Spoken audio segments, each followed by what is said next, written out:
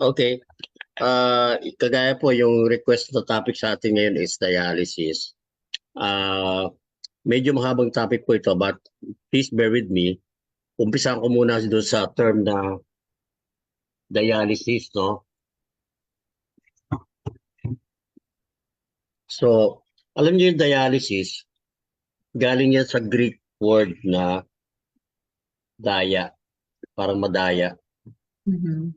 Siyempre pinaghiwalay. Greek yan eh. Ibig sabihin true, ito ay separate, to separate. Ang Greek ay dialysis. Wow. Dialysis ang Greek niyan. Pero ang Latin ay dialuien. Yan ang Latin. But it has the same meaning. Ibig sabihin, to separate. True and to separate. Kaya yan ang yan ang history ng word na yan. But first time ginamit yung dialysis, no, in medicine 1945. Mhm. May gera pa yan, no? May Mhm. gera pa yan. I think it's World War II, no? At yung mga Hapon, no? So, diyan nag-umpisa yan. Okay? So, para malaman natin kung para saan yung dialysis, kailangan mag-focus tayo doon sa organ na tinatamaan ng dialysis, which is our Kidney. sagot, Kidney. kidney. Galing, very good. Sino yung sumagot? Ako po, Bigyan ako ng po. bigyan ng bigyan ng Valedictorian yan. jacket. Okay. So, ang kidney, siyempre, korte, ganyan, no? Yan na naman yung may sound drawing mo, Dok eh. Ayan. Kita ba? Kita? Opo, opo. Kita. Okay. So, ayan ayan. Parang filter lang yan eh. Na mayroong collecting, line. Okay?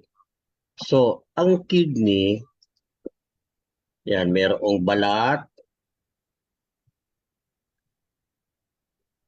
tapos meron siya yung mga pyramidal shape.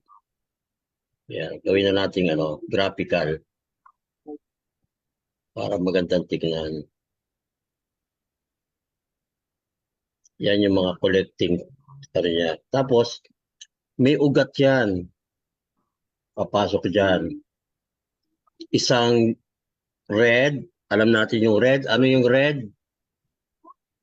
Sa ating, yung isa blue. Okay? Ito yung red. Ayan. Magmimit siya dyan. Tapos, hiwalay. Supply. Gano'n. Yung isa naman ay vein, no? Yun yung nagko-collect. Yan, magdidikit-dikit yan doon didikit yan doon sa mga artery. Artery yung red. Artery means papunta sa organ. Galing sa heart, papunta sa organ. Yung vein, galing sa organ, papunta sa heart. Okay? So, kakaiba ang itsura ng kidney. Kasi, itong kidney, ang function niya na ginawa ng Diyos ay i-filter ang ating dugo to get rid of impurities, waste products, no? And to balance our water system in the body. So, paano yung mag-ano? So, paano yung lalaki? Paano yung mangyayari? So, dito ang dugo galing sa heart, kulay pula, pupunta doon sa mga parang pyramid na to, parang triangle. Tapos imimit siya nung kulay black, no, na vein. Itong triangle na to, yan ang mga filter ng kidney. Okay? Ngayon, depende sa state ng ating katawan kung ano ang lilinisin niya. Halimbawa, marami kang sugar, no, sa dugo. Isa sa function na bukod sana ibabalik, pero pag sobra na ang sugar, pupunta yan dito, tapos, ay sorry, Dito na siya pupunta sa itong malaki na to. Itong parang tube na to. Ang tawag dyan ay ureter. Okay? Nakakabit yan sa ano natin sa pantog. Okay? So, papunta yan sa pantog natin. Okay? So, kung makikita nyo, bakit parang nilalanggam yung ihi ko? Di ba? Ang galing nga ng langgam eh, nakaka-diagnose ng ano eh, ng diabetes eh. So, ganyan yung mangyayari dyan. So, isa yan sa mga product. Isa pa yan yung mga toxin. Isa pa yan yung sobrang protina, tumatapon yan, no? Ang isa dyan yung mga crystal, no, sa ating katawan. Okay. Normally, no, sa isang minuto, no, in 1 minute, pag nakita yun, in 1 minute, about 1,100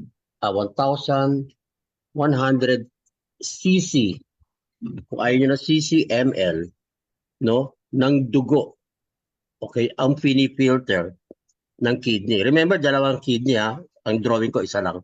Okay, so, sa isang minuto, 1,100 cc ng dugo ang pinifilter. Mm. Okay, so, i-times nyo yan sa 24 hours. Ang lalabas dyan, paulit-ulit ay 220 liters of blood sa buong 24 hours. Kasi nga paulit-ulit yan eh. Di ba nagpa-pump yung heart, paulit-ulit na pumapasok yung dugo sa kidney. Hindi lang sa kidney, sa ibang organ din. So ano nangyayari? Pagka yan ay na-filter niya, on the average, gaano karaming ihi no, ang lalabas? Ang ihi na lumalabas ay class. Parang naiba yung ang ihi na lalabas ay around 0.8 to 1 liter in 1 hour. Yeah. So, hindi niyo ba napansin nyo na ihi ako ng ihi, no? Mm. Pero iba kulang ang ihi. Iba naman umiihi, pero parang may natitira pa. Mm. Yung iba, piniimpit ang ihi na which is not good. Ah, dili No? lagi po yun. Naku, ang dami magkaka-UTI, no? Kapag ganyan ang ginawa nyo. Okay, so wag na, lalo na yung mga babiyahe ng malayo. Sasabihin, ako pagdating nila sa terminal o pagdating nila doon sa Davao, tsaka ako iihi. Eh galing na Kidapawan. Manila, Kidapawan, 2 hours. O, diba? Ano ba yan? O, 2 hours lang hindi iihi mula Davao hanggang Kidapawan. May stopover naman, di ba? So, wag na wag kayong mag-iipit. Kung merong isang lesson na dapat nyo iuwi ngayon ay wag mag-iimpit ng ihi. Wag magpipigil ng ihi. Very common to sa mga babae kaysa sa mga lalaki. Bakit? Ang lalaki kahit sa gulong ng sasakyan umiihi. Makakita lang ng puno umiihi. Ang babae hindi. Kailangan maghanap ng uupuan. Di ba? Right. Tama o tama? So kaya Tama. mas marami Tama ang daw. chance, mas malaki ang chance na tayo ay magka-UTI. Okay? So, huwag niyo kakalimutan yon, no? Lesson number 1 take home, huwag magpipigil ng ihi. Okay, so balik tayo sa 0.8 to 1 liter. Eh ngayon, naaapektuhan yan, dumadami yan. Minsan, depende sa iniinom mo o kinakain mo. Halimbawa, nagkaroon ng meeting sa Davao. Pagkatapos ng meeting ay nag-inuman. Yun. Eh yun eh. No? Type 1 sa mga nalasing. Ay. Ang alcohol ay, ang tawag natin ay diuretic. Okay, pag uminom ka niyan ng alcohol ay ikaw ay ihi ng ihi. Hindi niyo ba napansin yon? Yes. No, panay ang punta mo na CR. Okay, ngayon, walang problema doon kasi ibig sabihin maganda function ng kidney mo. Ang problema doon ay ihi ka ng ihi, umiinom ka ng alcohol, hindi ka naman nagre-replace ng water. Okay, so ano mangyayari sa'yo kinabukasan? Hangover. Hangover is pure and simple dehydration. Okay, so pag umiinom sa mga manginginom dito ng mga Freedom Global, no? Uminom po kayo ng water. Okay? Tinday ah. Okay. Victorian. Oo, si Nicolas ha. Mm. Inom ng water. Okay, so sumunod. Okay, so iyan ang normal pattern. Okay? Ngayon, paano tayo napunta sa dialysis?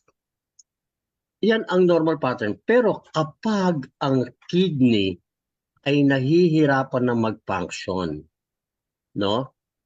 Hindi na siya makaka-filter ng ganitong karami, hindi na rin siya makakapag-produce ng ganitong karami. Okay, hanggang sa dumating yung minsan kasi naaagapan pa no? Meron po tinatawag na creatinine level. Yun po yung number of proteins na lumalabas sa ihi. Okay? Dehydrated ka pagka ikaw ay mataas ang creatinine mo, ibig sabihin dehydrated ka o mataas sa karne, mataas sa meat, lalo na ang red meat. No? Ngayon, nasisira ang kidney. Bakit nasisira ang kidney? May relasyon, kung natatandaan nyo, yung ating lecture about diabetes. Anong ginagawa ng diabetes sa mga ugat? Blockage. Ha? Binabarahan. Binabarahan, nagkakaroon ng inflammation. So yung blood flow papunta sa organ like the kidney, nasisira. Kapag nasira ang blood flow, nasisira ang mga cells. Ano nangyayari sa cells? No, namamatay. Humihina. Yung mitochondria, naalala nyo pa, ay nanghihina. Nawawala na ng function. Hindi na makafunction na dapat na gawing function. Okay? So, dapat yung mga filter, no, ay maka-filter ng maayos. Okay? So, yun ang nangyayari. So, ang decision to do the dialysis is based on laboratory. But, bago yon, merong mga nararamdaman ang patient na nagsasabi na, oy, baka baka may problem sa kidney mo. Ano yung mga problem? No? Number 1, nag-iiba yung pattern ng pag-ihi. Kumukonti ang ihi, hindi makaihi, masakit ang puson, minsan nagsusuka, minsan laging parang pagod. Okay? Minsan nahihilo, nagkaka-vertigo. So, minsan sumasakit ang likod. No? So, sa dami noon, yung iba kasi, hindi agad na iisip kasi ang kidney kapag gano'n, sumakit ang likod. Sasabihin ako, baka it's fine lang to. O kaya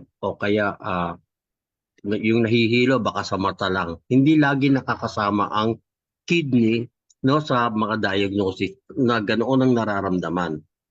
When in fact, isa sa dapat imbestigahan kapag ganyan ang nararamdaman mga symptom, no, ay kidney ay kasama. Okay, laboratory lang po yan. Ang tawag ko dyan ay kidney function test o kaya blood chemistry. No? Okay? So, burahin ko na to. Pwede ko nang burahin, ha? Nung elementary ako taga-erase ng blackboard namin. Pag tumingin yung teacher, tatayo na ako. Yan. So, ano ngayon ang dialysis? Ang sabi natin ay hindi na makafunction ang kidney. Ang ginagawa, no? Instead na pupunta dito sa kidney, okay, palit tayo ganyan, kidney.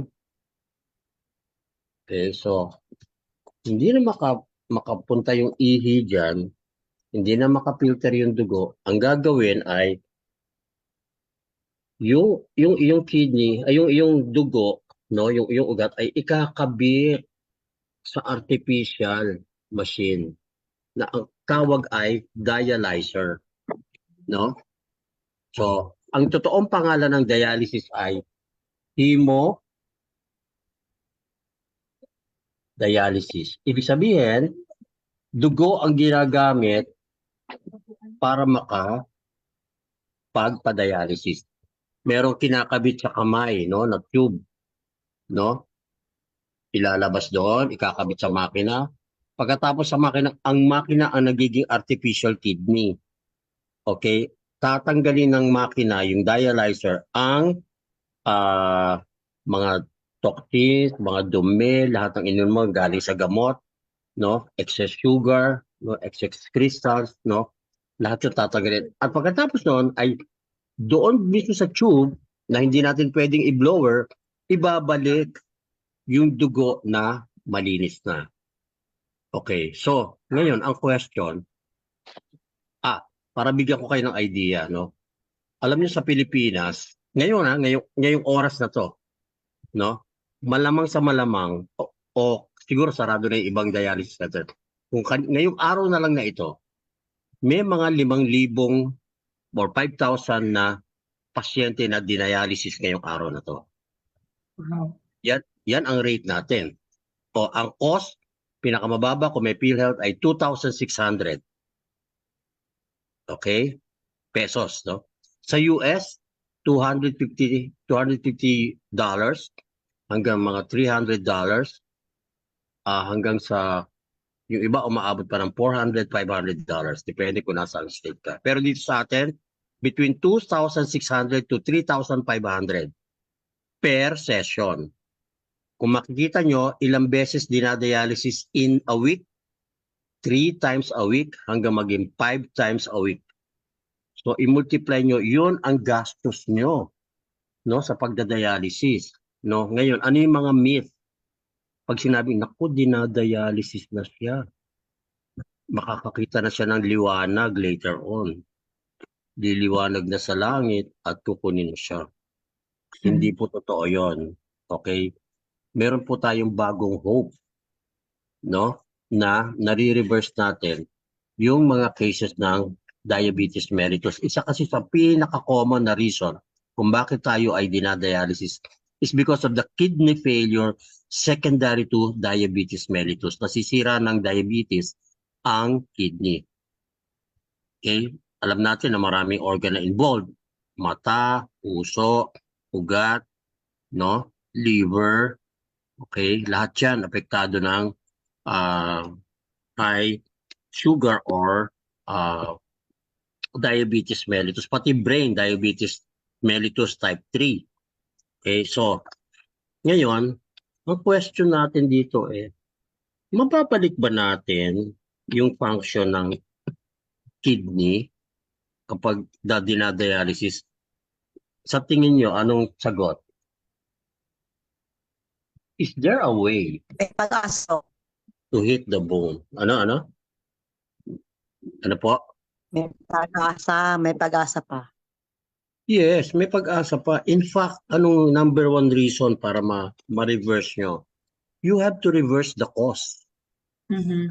Okay, ano yung number one cause? DM, diabetes mellitus. DME.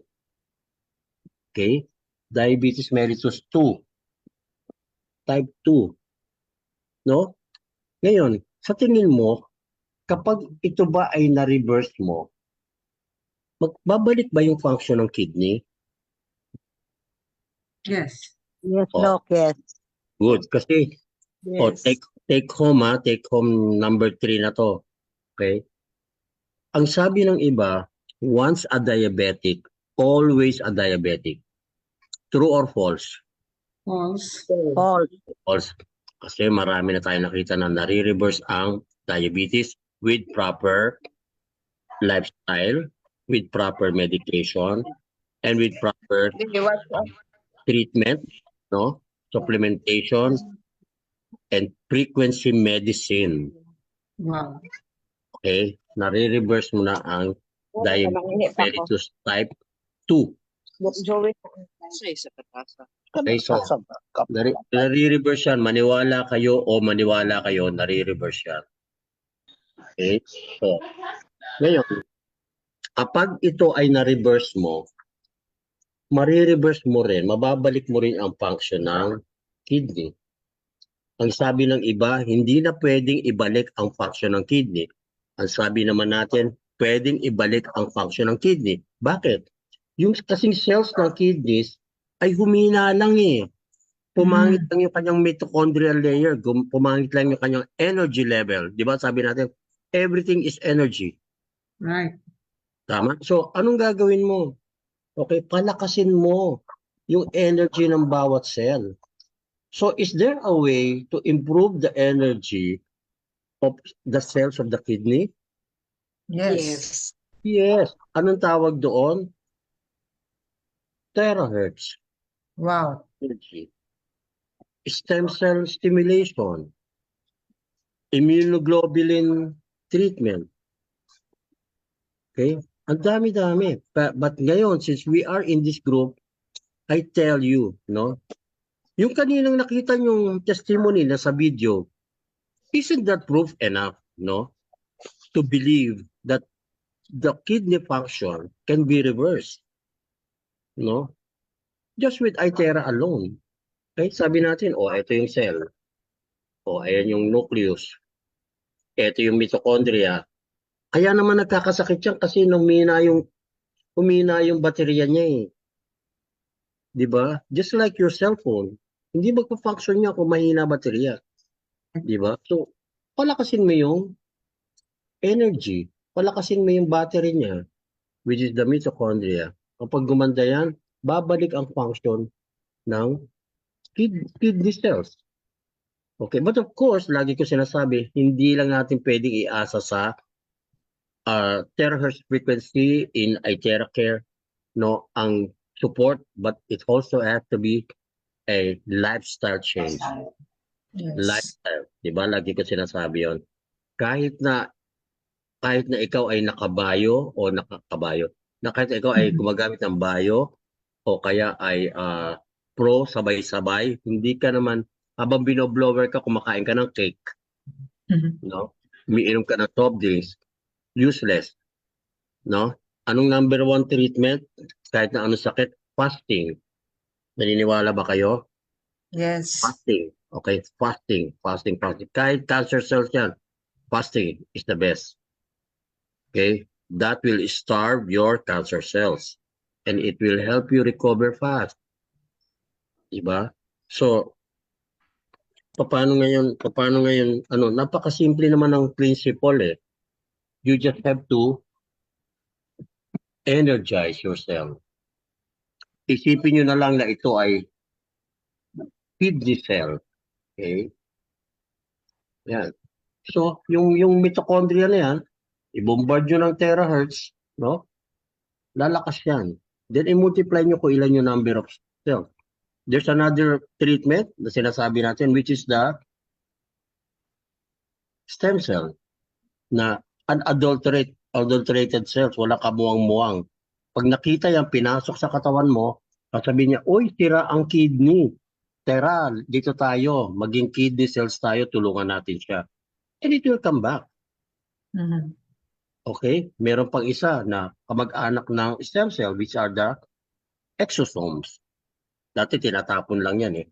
Pero ngayon, importante na ang exosomes pala ay nakakatulong kagaya ng stem cell. So, uy, tulungan natin ang kidney kasi sira ang kanyang cells. Eventually, makikita nyo gumagana. Paano nyo malalaman? Because may mga laboratory procedures. Because may symptoms yung pasyente na naiiba na. Okay? So, yun ang gusto kong i-iro sa inyo, that it is possible to reverse, no? Number one, diabetes mellitus, which is main cause of kidney failure. Ngayon, meron kayong nami-meet na mga term na nire-refer nyo sa GC. Dok, paano yung may mga chronic kidney disease? Ang chronic kidney disease, hindi naman siya talagang kidney failure eh. No? Malala lang, matagal lang nagkasakit yung kidney niya. But eventually, will lead to renal failure kapag pinabayaan mo. Okay, so ang chronic kidney disease ba ay matutulungan ng Itera? Yes, Doc. Yes. Marami tayong ganyan, di ba? O, marami tayong may chronic kidney disease na natulungan na ng Itera. O, hindi lang Itera. Of course, lifestyle. Yung bawal na pagkain, ano yung mga bawal na inuulit-ulit ko, malansa, pakwan pinya mangga, baboy manok itlog, o okay. Ano pang kakainin ko? Hindi kumain ka ng pwede mo, fresh water fish. Okay. beef, kung nagbi-beef depende sa religious conviction. And then, pink Himalayan salt and water. Ano yung favorite ko? Terahertz. Terahertz Terahertz water. water. Ayan, terahertz water. O, blower mo. Anong ginagawa ng terahertz water sa kidney? Sige nga. Anong ginagawa ng terahertz water sa circulation na lang? Ini-improve ang circulation. Diba? Okay, yung blood vessels, ay yung red blood cells na dikit-dikit, pagkainom ng terahertz water in 20 minutes, ay hiwa-hiwalay. O question, bakit kailangan hiwa-hiwalay sila? Diba? Yan ang Para susunod. makapasok sa cell, Doc. Yes, kasi dikit-dikit sila, magbabara yan. Number 2, pag dikit-dikit sila, kung meron ditong molecule ng oxygen, konti lang yung surface na a-attach yung, samantalang ito, lahat, maraming oxygen, maraming oxygen, di ba? Kasi hiwa-hiwalay sila. Ito, kung ano lang yung nasa labas, yun lang may oxygen. Kita nyo, ganon. So, ang dami, hiwa-hiwalay sila. Ganon ang ibig sabihin. Kaya dapat sila ay hindi malapot. Hindi rin naman ganun kalabnaw. No? Tama lang. Okay? So, ngayon, meron lagi akong inaano. Dok, kasi ayaw nang painumin ng tubig yung pasyenteng dinadialysis. Sabi, 1 liter lang daw a day. 1 liter a day. Naniniwala ba kayo doon? Hindi po, Doc. Oo, kasi water is essential to life. Okay? Tignan nyo, ang kidney, para mag-function, no? Para mag-function, kailangan niya ng mag-filter. Kung yan ba ay wala namang i-filter dahil walang tubig, magpa-function ba ng maayos ng kidney? Hindi po, Doc. Hindi, kaya lalo siyang nasisira. Hindi ba? So, ang tingin nyo, total filter naman siya talaga. Bibigyan mo ng tubig. Ang taong dehydrated, mahina ang circulation. Walang filtering mechanism.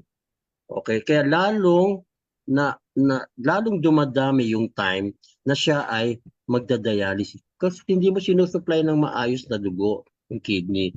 Hindi mo rin sinusupply ng maayos na dugo para mag-filter and para mabuhay yung kanyang mga cells. Tama o tama? Okay? So, of course, it will all depend on institution, no, na pinag-aano nyo ng dialysis, no. I'm not against, no, anybody na nag-advocate ng 1 liter of water for dialysis patient. But if you look at the principle, if you look at the reason bakit hindi siya tama, no, yun yung sinasabi ko. Hindi mo natutulungan yung pasyente. Eventually, isang beses, isang linggo, ngayon 2 beses na, sumunod 3 beses na, sumunod araw-araw na. Okay? So, ibig sabihin, ang mini-maintain mo yung kondisyon na pangit. O tingnan mo, bigyan ko kayo ng isang example. Sino dito ang mga hypertensive na matagal na? Taas ang kamay. May mga high blood, matagal na, 2 years, 3 years. So, let's say 1 year na lang. Sino sa inyo may mga high blood? Taas ang kamay. Ako po. Ay, yung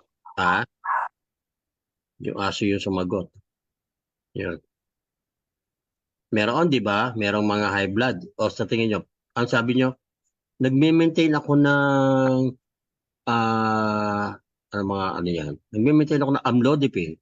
Nagme-maintain ako ng losartan. Okay? Pag sinabi nyo nagme-maintain ako, ang mini-maintain nyo yung hypertension nyo. Hindi ba kayo nagtataka? Ang tagal-tagal na, 2 years na, 3 years na, hindi mo pa natatanggal yung hypertension mo. Kaya ang tawag mo, maintenance. Ang mini-maintain mo yung hypertension mo. Okay? Ngayon, ganun din sa mga diabetic. 2 years, 3 years ka na umiinom ng pang-diabetes, hindi pa rin gumagaling ang diabetes mo. Kasi ang mini-maintain mo yung diabetes. Right.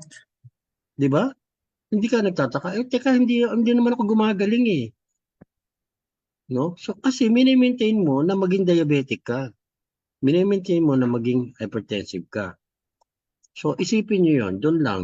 No, magastos kasi yung mga gamot, no? Hindi yan libre. Buti sana kung may mga health center pa na nagbibigay ng gamot. Ang ibibigay naman gamot hindi naman tama para sa atin. Tama po ba? Yes po. Okay? Yes, So Doc. I hope na naging clear to sa inyo yung mga take home Yes. messages ko sa inyo ay nyo. Alam nyo, sa mga ganitong situation, you still have to believe your doctors. Kasi doctors know best, no? Huwag kayong maniwala sa mga sabi-sabi. Huwag kayong maniwala sa mga tao na nagsasabi na don't believe your doctors anymore. Hindi po totoo yun. Because we are here, our first aim is do no harm. Iba-iba nga lang ang approach naming mga doktor. Okay? Right. So, as always, like ko sinasabi, your health is your best investment. Okay? Wala nang iba. No? And an Itera care a day keeps the doctor away. Thank you po. Thank you very much. Grabe yan. Grabe, Doc. Thank you so Grabe. much. Grabe, Doc. Unang-una, ayan. Para sa Yan. mga listener natin sa malayong lugar. Yan. Grabe, Doc, ang Doc. nag-share ng videos ngayon ng Zoom live natin.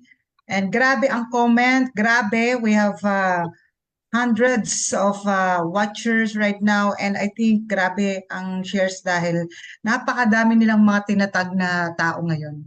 Dahil sa dami-dami ng mga kilala nila na nagdadialysis. Amen. And now, teka lang, alis na. Yan. Para makita ko lahat, Coach Vince. Ayun. Sige po. Hindi ko kasi makita yun. Alright, now we are open for question. Related. Hopefully, no, yung tanong nyo mas related sa topic natin. And after that, saka natin i-entertain yung mga unrelated. And of course, you may also comment aside from your question kung ano yung mga naging okay, pwede na po kayo magtanong. And Coach Vince, baka may mga questions sa ano natin, sa Facebook Live. Page. Yes po, I'm pakicheck lang. looking at. Yes. Mentor, Yes po. may tanong po. Pag magbo-blow po, yung may diabetes or nagda-dialysis po, pag binlow po, kailan po makikita ang pagbabago po? Clear, so all right. Good question. Number one, gaano katagal na po yung diabetes? Medyo matagal na rin po, taon na rin po. Okay, so ibig sabihin, marami ng complication, marami na ring organ involved. Ngayon, depende po kasi yan doon sa desire ng patient na gumaling. Depende rin po yan sa desire ng nagbo-blower na gumaling. Okay, number two is, kung ang inaan nyo ay, mabilis bang makita yung effect ng blower sa diabetes? Yes. Kung ang pag-uusapan natin ay nerve problem, neuropathy, no, yung mga nerve, 'di ba? Minsan namamanhid yung kamay nila, tsaka paa. Tama po? Yes po. Yun po makikita nyo agad. Even with one sitting. Makikita nyo, pag ganyanin nyo, mamaya wala na yung mga tusok-tusok sa kamay, no? Or sa paa. Okay, pero yung ibang organ na involved, like yung mata, like yung kidney, like yung heart, yung manas, no? Okay, so matagal po yan. Ang sabi ko nga, hindi lang pwedeng blower ang asa natin. It's a big part of the protocol, but kung hindi nyo sasamahan ng lifestyle change, proper medication, hindi po yan gagaling. I'll give you an example. Yung pong iba na diabetics ay naggagamot. Okay? Yung iba naman ay nag-i-inject ng insulin. No? Ang number one reason po kung bakit tumataas ang sugar ay sobrang taas ng kinakain nating carbs o kaya sugar. Sobrang taas na din ng insulin, no? Alam niyo po ba yung insulin? yun ang nire-release ng lapay para pumasok yung sugar sa cells. Kaya lang, dahil sa sobrang dami ng insulin, ayaw nang tanggapin ng mga cells natin. Kaya hindi bumababa yung sugar. Eto ngayon tayo, mag-i-inject pa tayo ng insulin. Ayaw na nga siyang tanggapin eh. Okay, bibigyan pa natin ng insulin. So, hindi mo mapapababa yung blood sugar. Kailangan umisip naman ng ibang way, no, para bumaba yung sugar using other medications. Yes. Doc, yun pong nagdadialysis, kailan po naman makikita yung if meron na pong pagbabago? Just the same, kagaya ng ordinary diabetes mellitus, pero nagda-dialysis. Sa dialysis mo kasi, it's a long process, no? Ngayon, kung binoblower, ang habol po natin sa pagbo-blower ng dinadialysis ay mag-regenerate ulit, no, yung kidneys. And it takes time. Ang buhok bago tumubo ulit, 45 days. So imagine, it takes longer for kidney cells, no, to regenerate. Okay, but persistence is the key. No, consistency is the key. Kung araw-araw yung ginagawa, iba-iba kasi response ng patient. So makikita nyo rin. And definitely, yung mga objective way to compare is laboratory, no? Doon nyo po makikita yung comparison ng before and after kung may improvement o wala. But in terms of time, I cannot say because iba-iba ang reaction ng patient.